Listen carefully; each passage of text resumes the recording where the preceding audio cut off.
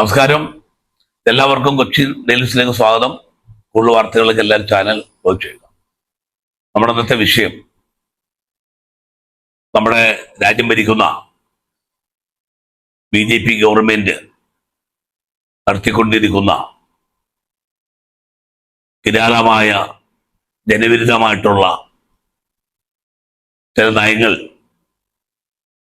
നടപ്പാക്കിക്കൊണ്ടിരുന്ന സാഹചര്യത്തിൽ പ്രത്യേകിച്ചും പൗരത്വ ഭേദഗതി പുതിയ രൂപത്തിലും ഭാവത്തിലും നടത്താൻ പോകുന്ന ചില സാഹചര്യങ്ങളും നമ്മുടെ നാട്ടിലുണ്ടായിട്ടുണ്ട്. ഉദാഹരണമാണ് ബീഹാറിലെ ഇലക്ഷനായിട്ട് ബന്ധപ്പെട്ടുള്ള ചില നിബന്ധനകളും കാര്യങ്ങളും അവർ മുന്നോട്ട് വെച്ചത്. അതെന്തൊക്കെയായാലും തൽക്കാലത്തേക്കാൾ സുപ്രീം കോടതി അത് മരവിപ്പിച്ചിട്ടുണ്ട്. എന്നാലും ഭാവിയിലേക്ക് അവർ നടത്താൻ പോകുന്ന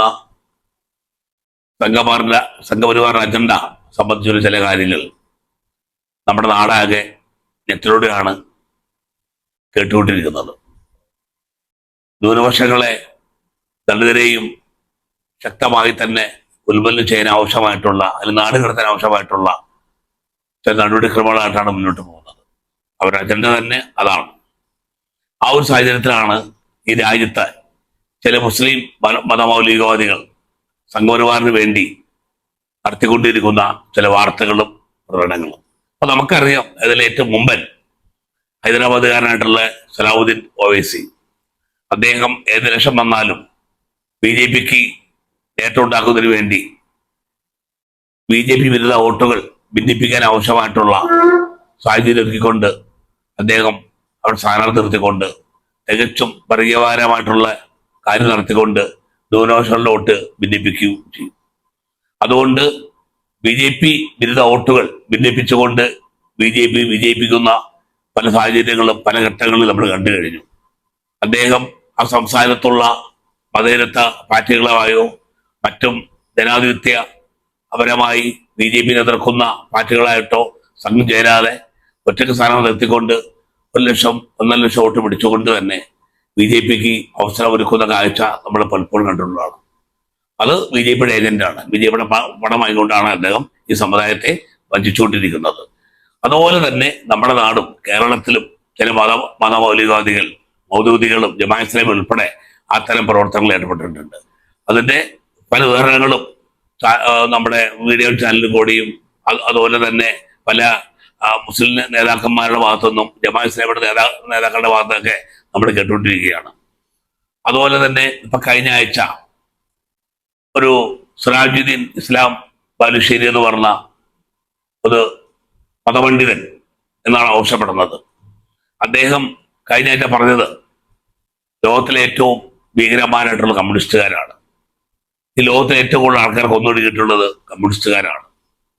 അദ്ദേഹം എന്ത് അടിസ്ഥാനത്തിലാണ് പറഞ്ഞത് നമുക്കറിയില്ല. ഈ ലോകത്ത് ഏറ്റവും കൂടുതൽ ജനങ്ങളെ കൊന്നിട്ടുള്ള അമേരിക്ക നമുക്കറിയാം. രണ്ടാമത് ജൂദായിസമാണ് നമുക്കറിയാം. പിന്നീട് ഹിറ്റ്ലറിസമാണ് നമുക്കറിയാം. പിന്നീട് മുസോളിനിയാണ് നമുക്കറിയാം. അതുപോലെ തന്നെ ഇന്ത്യയിലേക്ക് വന്നിട്ടില്ല ഏറ്റവും കൂടുതൽ ആൾക്കാർ കൊന്നിട്ടുള്ളത് സംഘപരിവാറും സംഘങ്ങളാണ്. ഗുജറാത്തിലായാലും UP-യിലായാലും ഇന്ത്യയുടെ പല സംസ്ഥാനങ്ങളായാലും ഇതൊക്കെ മറച്ചു വെച്ചിട്ടാണ് ഈ മതമൗലികവാദികൾ സംഘപരിവാറിന് വേണ്ടി കമ്മ്യൂണിസ്റ്റുകാരെ ഒറ്റപ്പെടുത്താനും ജനമതത്തിൽ ഭീകരന്മാരെ ചിത്രീകരിക്കാൻ നടത്തുന്ന ഈ പ്രസ്താവനകൾ. അതുകൊണ്ട് ഇത്തരക്കാർ നടത്തുന്ന ഈ പ്രസ്താവനകളെല്ലാം സംഘപരിവാറിന്റെ ചെയ്തികളെ മറച്ചു പിടിക്കാനും അതിലെതിർക്കുന്ന കമ്മ്യൂണിസ്റ്റുകാരെ ജനങ്ങളുടെ തെറ്റിദ്ധരിപ്പിക്കാൻ വേണ്ടി മാത്രമാണ് ഈ കൂട്ടർ ഇത്തരം പ്രസ്താവന നടത്തുന്നത്. ഒന്നല്ലെങ്കിൽ ഇവരൊക്കെ ചെയ്യുന്നത് പണം വാങ്ങിക്കൊണ്ടാണ്. പ്രത്യേകിച്ചും ഇത്തരം മതമൗലികതകൾ നടത്തുന്ന ഈ പ്രകടനങ്ങളെ കേരളീയ സമൂഹം അവജ്ഞയോട് തള്ളിക്കളയാനാണ് നമുക്ക് പറയാനുള്ളത്. വന്ന ഇലക്ഷനിൽ UDF-നെ അധികാരത്തിൽ കയറ്റുന്നതിന് വേണ്ടി BJP-യും സംഘപരിവാറിന്റെ മറ്റു സംഘടനകളും അതുപോലെ തന്നെ ഇസ്ലാമിക തീവ്രവാദികളും ജമാഅത്ത് ഇസ്ലാമികളും മുസ്ലിം ലീഗും ഇത്തരം ചില മതപണ്ഡിതന്മാരെ കുപ്പായി വന്നിട്ടുള്ള ചില മതമൗലികവാദികളും നടത്തിക്കൊണ്ടിരിക്കുന്ന ഒരു ഇടതുപക്ഷ വിരുദ്ധ പ്രസ്താവന അത് നമ്മൾ കരുതിയിരിക്കേണ്ടതാണ്. അതുകൊണ്ട് ഈ സമുദായത്തെയും ഈ സമൂഹത്തെയും തെറ്റിദ്ധരിപ്പിച്ചുകൊണ്ട് തികച്ചും കോർപ്പറേറ്റുകൾക്ക് അനുകൂലമായ ഒരു ഭരണം കേരളത്തിൽ കൊണ്ടുവരാനും അതിൽ സംഘപരിവാറിന് പങ്കാളിത്തമുള്ള ഒരു ഭരണം കൊണ്ടുവരാനുള്ള ഇത്തരം നീചമായ പ്രവൃത്തികളെ എതിർത്തുകൊണ്ട് സത്യന്തമായ കാര്യങ്ങൾ പഠിക്കുവാനും മനസ്സിലാക്കുവാനും ഈ രാജ്യത്തെ നന്മയിലേക്ക് നയിക്കുന്ന ഇടതുചേരിക്ക് ശക്തി കൊടുത്തുകൊണ്ട് തന്നെ ഓരോ ജനങ്ങളും ശരിയായ ദിശയിലേക്ക് വരണമെന്ന് വാർത്ത പറഞ്ഞുകൊണ്ട് ഞാൻ വാക്ക് അവസാനിപ്പിക്കുന്നു. നിങ്ങൾക്ക് എൻ്റെ നമസ്കാരം.